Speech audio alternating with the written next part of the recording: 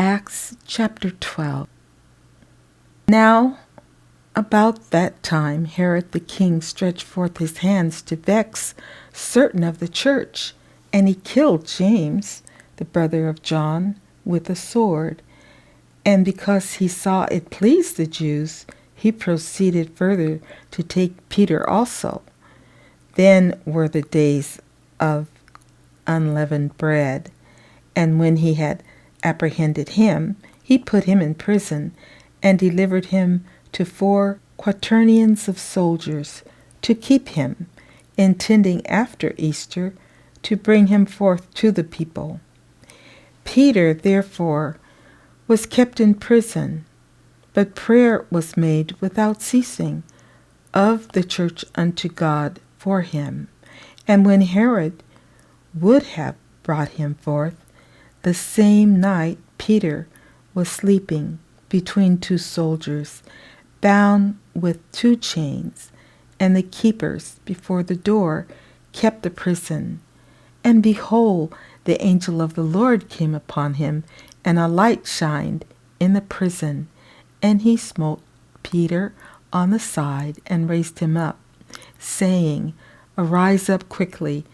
And his chains fell off from his hands. And the angel said unto him, Gird thyself, and bind on thy sandals. And so he did. And he saith unto him, Cast thy garment about thee, and follow me. And he went out and followed him, and wist not that it was true, which was done by the angel, but thought he saw a vision. When they were past the first and the second ward, they came unto the iron gate that leadeth into the city, which opened to them of his own accord. And they went out and passed on through one street, and forthwith the angel departed from him. And when Peter was come to himself, he said, Now I know of a surety that the Lord hath sent his angel, and hath delivered me out of the hand of Herod, and from all the expectation of the people of the Jews.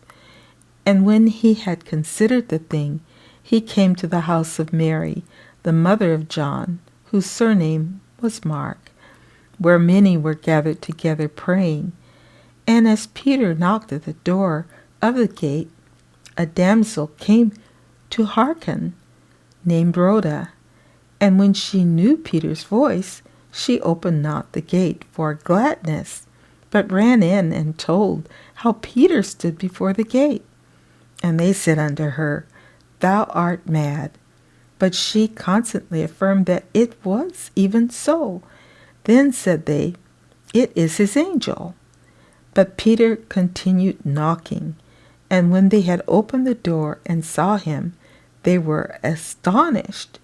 But he, beckoning unto them with the hand to hold their peace, declared unto them how the Lord had brought him out of the prison. And he said, Go show these things unto James and to the brethren.